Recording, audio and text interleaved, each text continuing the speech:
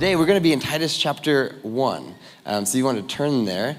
Titus chapter 1 is a small book of the Bible. It fits on about a page and a half in my Bible. And so it's after 2 Timothy, towards the end. If you don't have a Bible, they would love to, at the Welcome Center, get you a Bible either now or before you leave to make sure you have one. But as you guys turn there to Titus chapter 1, I want to just take you back to probably an all too familiar event in your lives, in my life. I just want you to imagine with me that you're either on your phone, computer, or TV, and you're consuming news the way that you usually watch the news. So maybe it's through an app like TikTok or X, or maybe it's through some certain TV channels. I just want you to remember what that's been like, maybe the last few weeks, but really in general.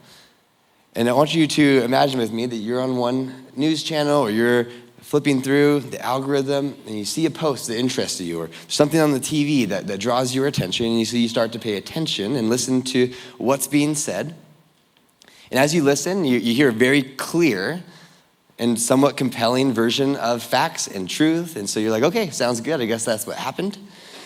And then you swipe and scroll or change the channel, and all of a sudden, they're talking about the same thing. There's a new person talking about the same thing, yet they seem to have conflicting facts, a conflicting version of the truth.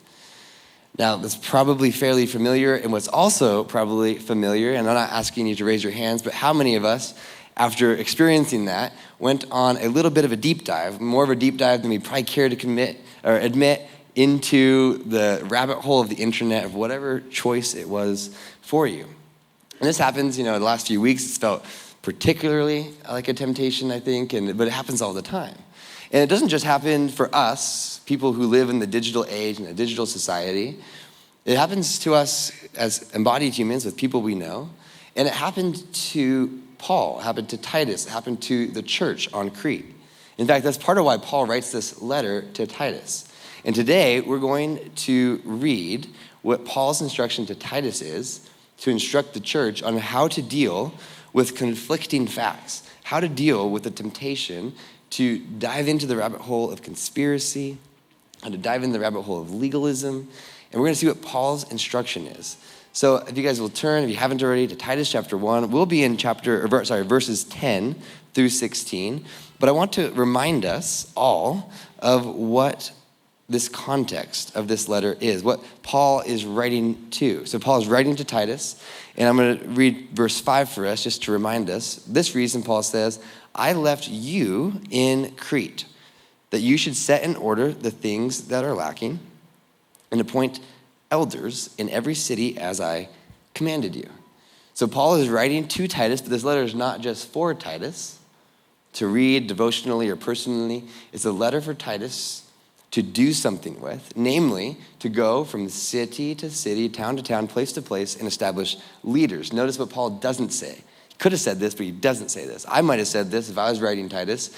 He doesn't say, though, Titus, go and find the population center of Crete, buy a building, renovate it, see what you can do, and then send out information to all the cities and all the towns, and then you, Titus, alone, instruct everybody in what is true, what is right, and what is good. He doesn't say that. He could have said that, but instead, he says go from city to city, town to town, place to place, find men of good repute, and establish them, as we talked about last week, as elders who are qualified, elders who are trained, leaders, pastors, overseers, Paul says. And so this letter was to be read by Titus, to be used to establish churches all throughout Crete, and it was to be used as he traveled to read to the church.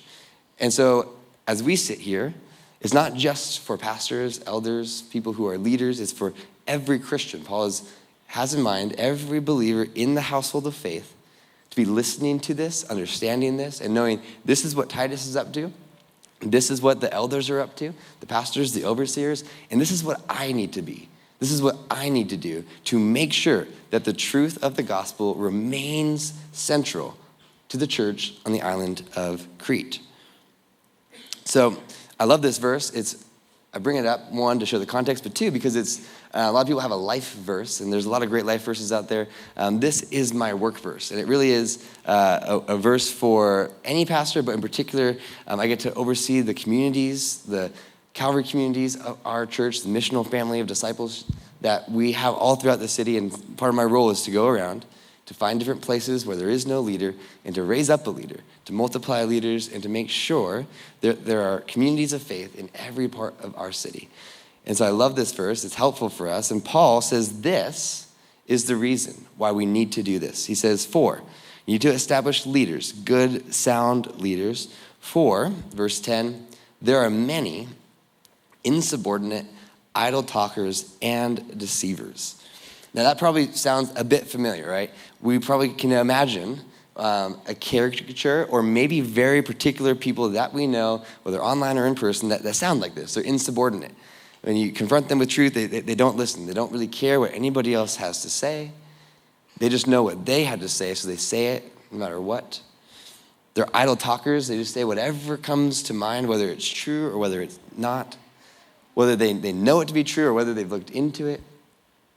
They're idle talkers and they're deceivers. Not only do they say things that they think maybe are true, they say things that they know. They teach things that they know are not true. And Paul hones in on one group of people that was particularly a problem on Crete. He says, especially those of the circumcision.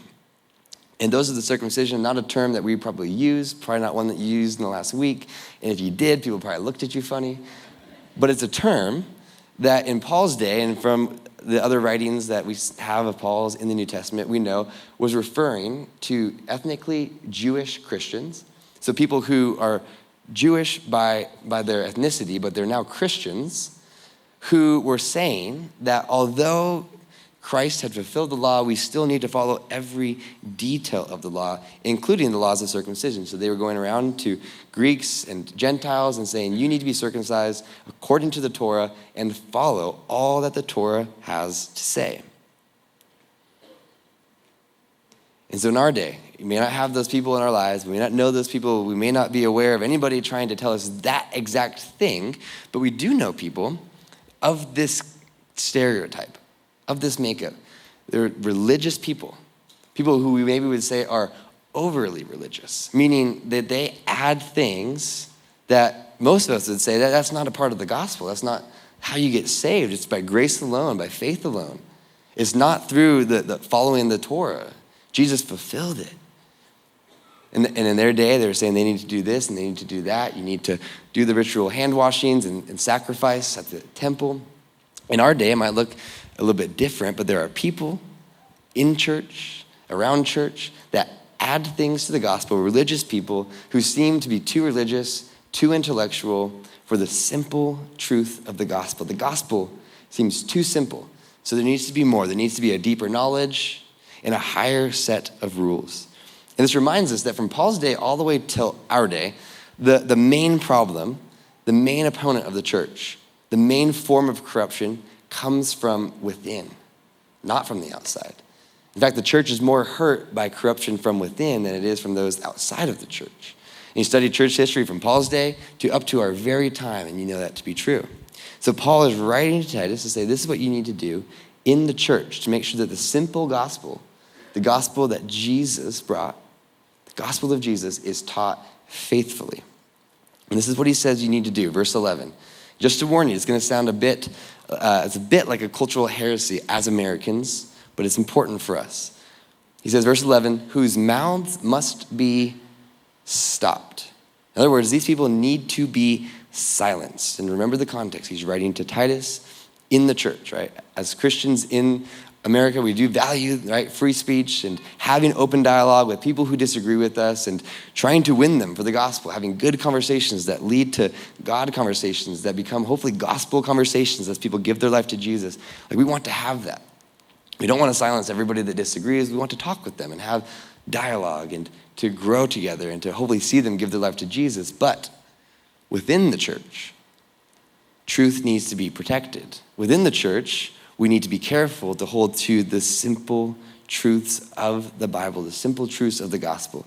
The church is the bastion of truth in a city. It's a place where people should know that they can step into any church gathering, whether it be a Sunday gathering at 123 Auto Drive, or a Wednesday gathering or a Tuesday gathering in a home throughout the city. They should know that when I step into there's gonna be a group of people who are committed to the same thing. They have the same view on life from the Bible. It says that these people need to be stopped because they subvert whole households, teaching things which they ought not for the sake of dishonest gain.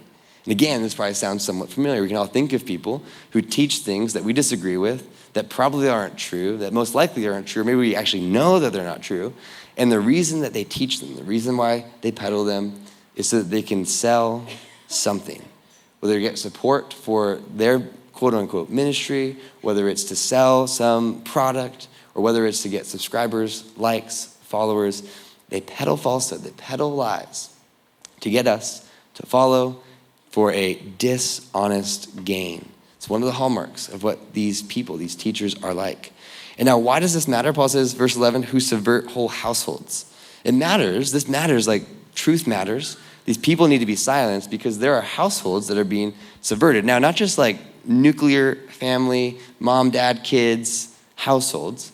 Remember the context. Paul is writing to Titus as he travels around Crete, establishing a network of churches that most likely, most often met in homes.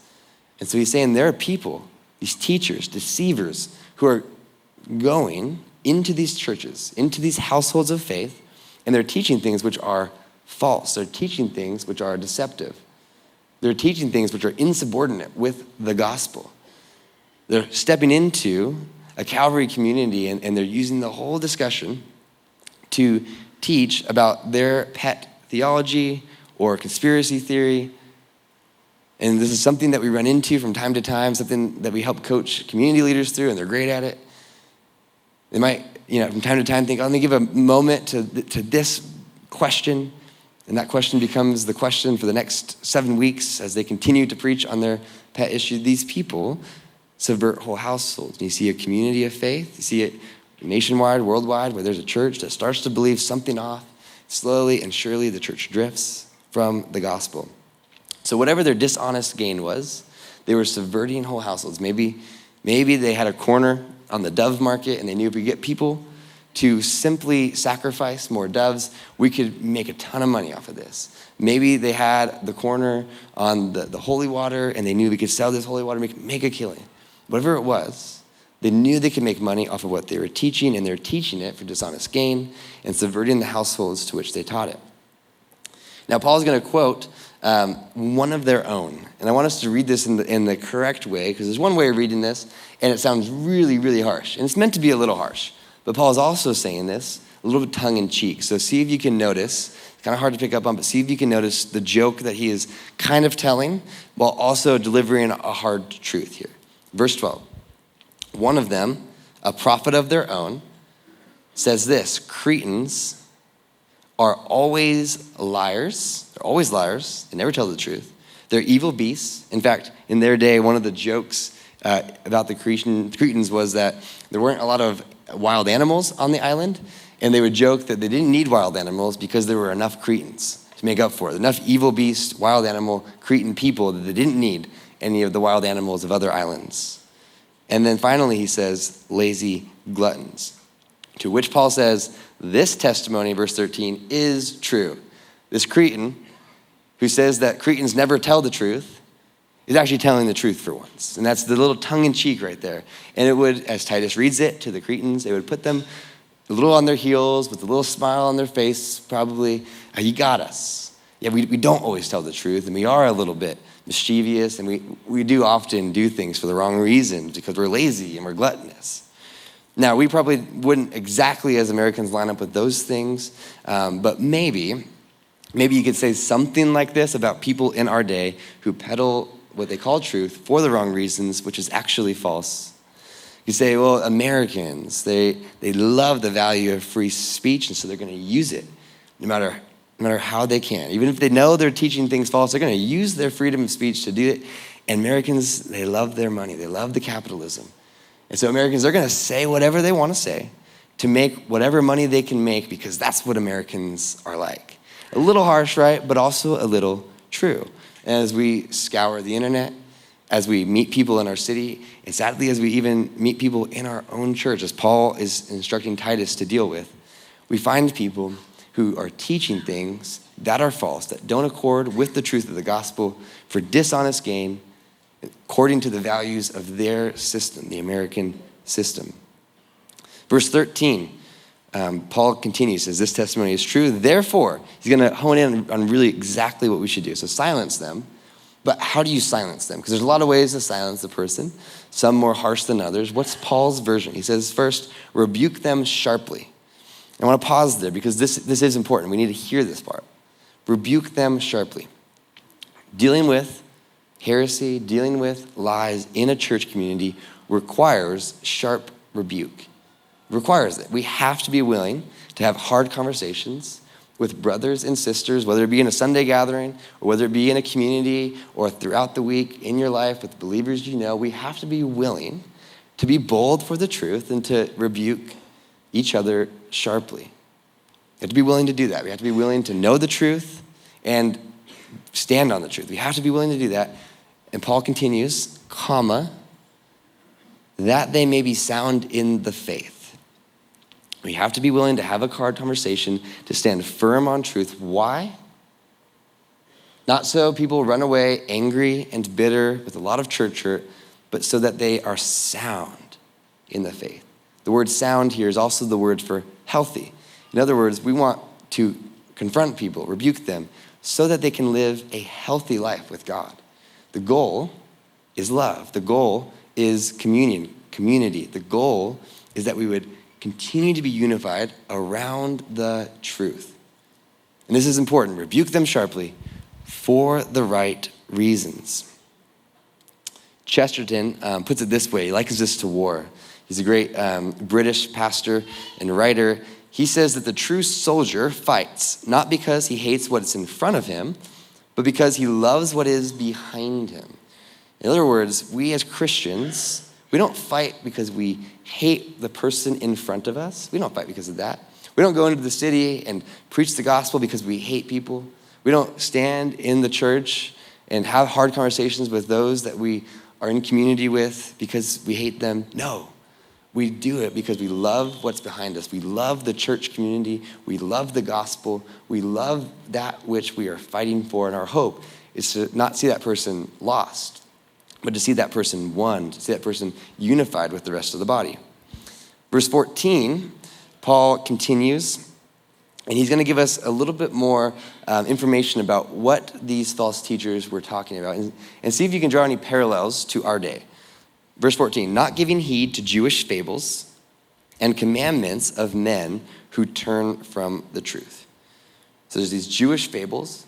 In our lexicon, the way that we probably would talk about this on the streets of Boise, not giving heed to conspiracy theories, right? Not giving heed to the theories of the world that we would say that's a conspiracy theory. Isaiah said it this way in his time, just in case you think that this is a new problem as Americans where you hop online and you talk to somebody that you know at work and all they can talk about is the conspiracy around X, Y, or Z.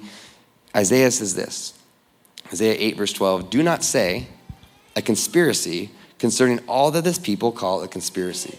In other words, he's saying, do not worry about the conspiracies of this world. Do not call everything a conspiracy. He says, take things as they are, take them for fact.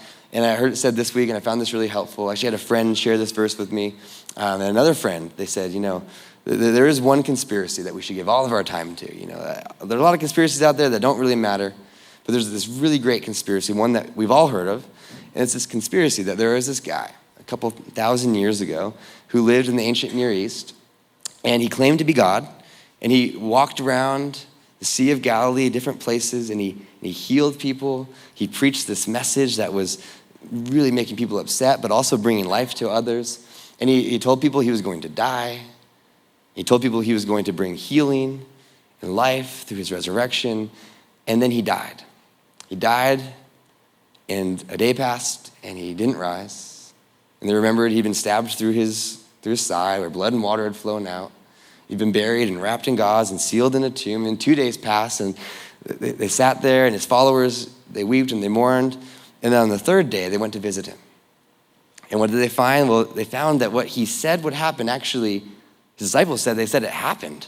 This man named Jesus had risen from the grave. And the conspiracy goes not just that he rose from the grave and lived, but that he is still alive today. And this friend that pointed that out said, if there's one conspiracy theory to go after, it's that one. And when you get to the bottom of understanding who Jesus was, who Jesus is, and what he did and what he's doing, then maybe you can have time to deal with a couple other conspiracy theories, but not until you figure out the whole breadth of knowledge that Jesus wants you to know. So in other words, really all of our time here on earth should be spent knowing Jesus, what he did, what he's doing, and what he will do. So they're giving their time, and they're teaching these fables. And the second is that they've turned from the truth to commandments of men. In other words, to legalism. They're saying, there's some secret things, some conspiracies that we want to let you in on for maybe the low cost of $5.99 a month, and we'll get you in. And they're saying, and also there's some extra rules that probably, Paul and Titus, they didn't tell you about these rules because they're holding out on you. Sounds oddly familiar, right? Genesis 3, the enemy saying to Eve, some things God held out with you on, some extra things, some new things, some things that are actually beneficial for you that the church or that Paul doesn't want you to know.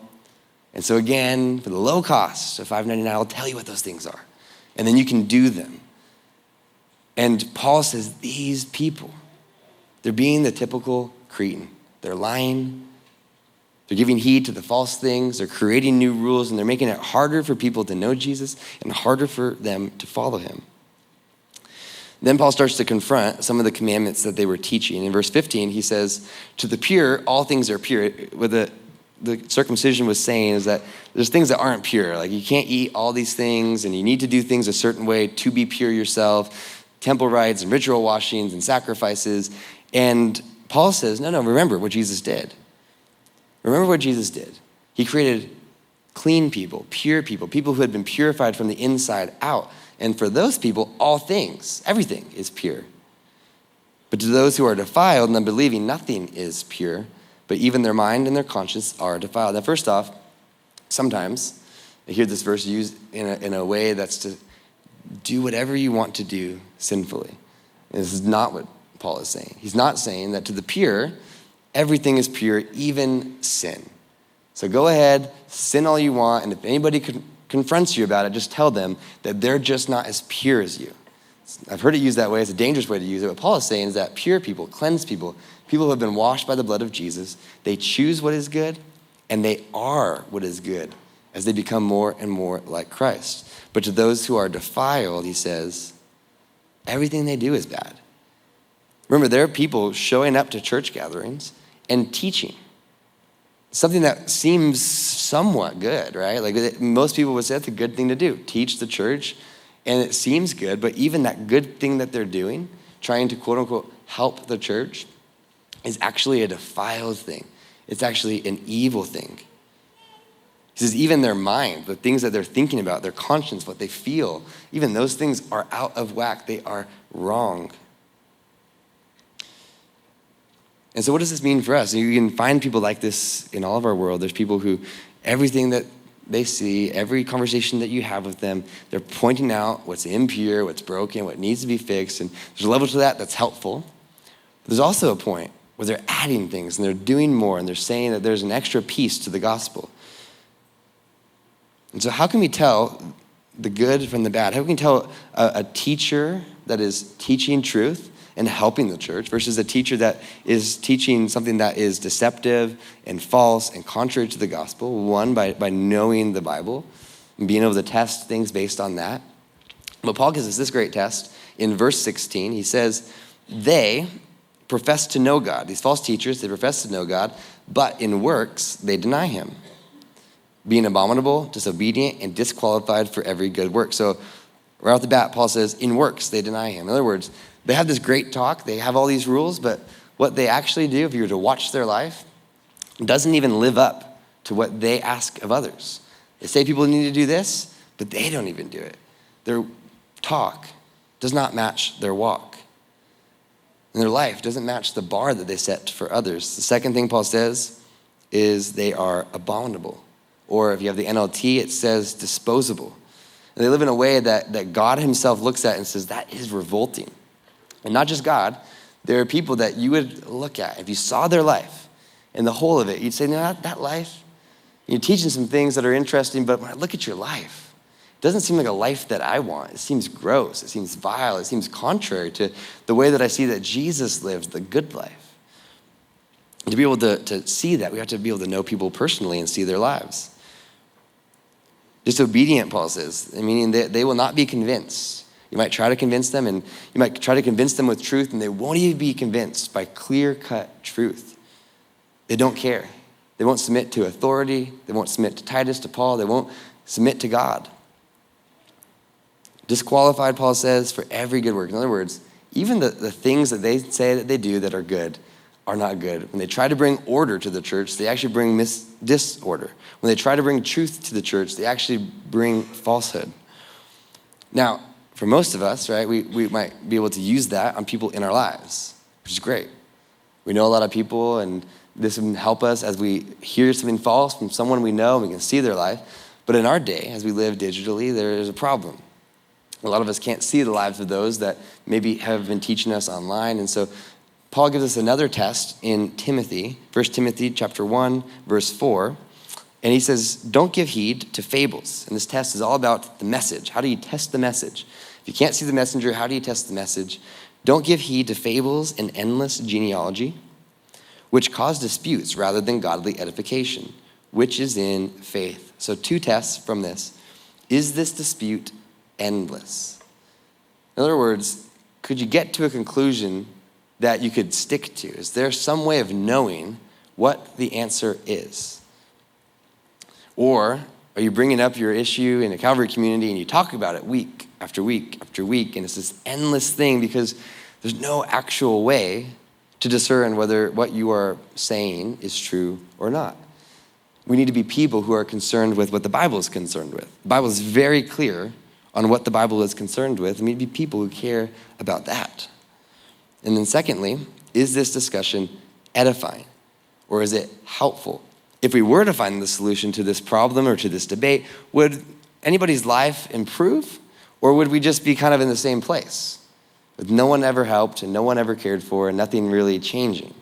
There's disputes like that we can argue back and forth, and they might be fun and they might be interesting, but in the end, we can never tell what is actually true, and even if we could, no one would be helped. And so then how do we do this as a church?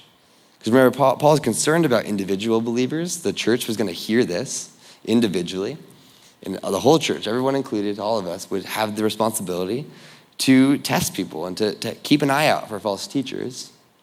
But Paul is also concerned for the church doing it corporately. Remember, and Titus taking care of making sure each person in the church was well cared for.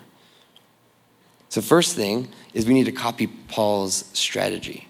Now, Paul's strategy here is very telling, and it's very important. And it's something that we're doing our best and getting better with year by year to copy and to implement as we try to raise up leaders who can, as verse 9 says, hold fast to the faithful word as he has been taught, that he may be able by sound doctrine both to exhort and convict those who contradict. I want to raise up leaders to serve in kids ministry and youth ministry. In the area where I serve, to serve as Calvary community leaders so that there can be people in every place of our city who know truth and know how God thinks about things, know how to discern truth from falsehood. People that you can know personally and see if their life matches up to their teaching. People that can know you personally and can see the areas in which your life has gone off the rails or some way in which you've been deceived by the enemy or by the culture or by yourself. And so it's our goal to raise up more and more leaders, to raise up more people to send out, to start communities all throughout our city. And it would be cool if we had a community in every neighborhood where everyone in our church was well known and that neighborhood was well known and prayed for, and people in that neighborhood knew, if I have a question about faith, if I have a question about God, I know that there's this house that every Tuesday or Sunday or whatever day, there's a group of people that gathers there and they study the Bible and they pray, and I know I can go ask them. I know that those neighbors care about truth, and they might be helpful in this. So Paul, he didn't remain silent. He didn't say, hey, just get away from everybody. He said, establish the right leaders over the right church. He did not succeed from the church. He could have said, you know what, Titus, let's just do our own thing. Let's not worry about it. Let's just start new churches. And he said, I'm going to go into those places. I'm going to do what's right. And let's go find the lost. Go find the confused and bring order. Second, we want to make sure we maintain Paul's standards. We want to make sure we maintain Paul's standards.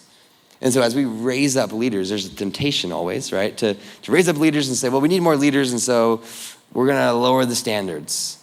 And Paul, very clearly, last week's passage, if you didn't hear the sermon, go back and listen to it or just read it. It's very clear. The standards for leaders, people that are going to keep the church on track, are very high. They need to stay high, and we hope to only raise those standards. And so if you're somebody here who is maybe here for the first time, or maybe you've been a part of a church, been a part of our church even, and you've always had these questions and these doubts, and you've never known where to work those things out, the best place to do that, the place where you can be personally known and personally pastored by a community leader, is in a Calvary community. And then for some of us, we're strong in our faith, we know what's right, we meet the qualifications of leaders, of overseers, of elders, and the step for you might be to take a group and to continue to be a leader that you are over an increasingly sized group of that. It might be a Calvary community, it might just be some people you know, it might be your coworkers, but to continue to lead. And now, I've been kind of plagued by, not really plagued by, but I've just been pondering this question this last week. If we were to experience revival, I want us to all think about this. If in the next year, just imagine this, when I say revival, imagine in the next year, God brought as many people as normally come to him in 10 years, in 1 year in our city. Just imagine that. Imagine Boise goes from however many believers are in Boise, and that just multiplies by like 3 to 5. Multiplies by like 3 or 5. What would we do? The question that's plagued me is, would we actually be ready for that? I know that there's faithful men and women of our church who pray for that regularly, that God would move here in a powerful way, that their neighbors and coworkers, friends and family would flood into the church, that there would be true revival. And the question that's been haunting me all week as I read this is, would we actually be ready for that? Because when revival comes, when the move of God comes, the enemy fights back, and false teachers, deceptive thoughts and teachings arise. And so I wonder if God, through Titus, is preparing us and say, hey, let's get us in order. Let's set in order the things that need to be set in order. Let's raise up leaders. By my count, like to serve our whole church, we have about 20 communities. We had 70, that would be the minimum that would actually serve our whole church. And if we had 70 and say our church doubles in size, we had those ready to multiply, we could be ready to help at least double the amount of people each week that we help and that we serve and that we pastor. And we'd be ready to make sure that as people come to faith in Jesus, they don't just come to a knowledge that they are quote unquote saved, but don't know how to live out the teachings of Jesus, but they enter into a house that's ready for them, that loves them and is ready to help them and teach them. And at the very least, even if that never happens, we simply do a better job of upholding truth and discipling people in our church. So I want us to think about that. And Paul's instruction is for all of us as we think through, as we scroll, as we talk, as we live our lives. There are people who are going to try to convince us that there's more to the gospel or less to the gospel, try to convince us that there's secret things or higher things. And Paul's instruction is for all of us. Hold on to the truth of the gospel. Hold on to the truth and help others to do the same. Thanks for joining us today. If you would like to watch the full service, check out the link in the description. For next steps and to learn more, visit calvaryboise.com.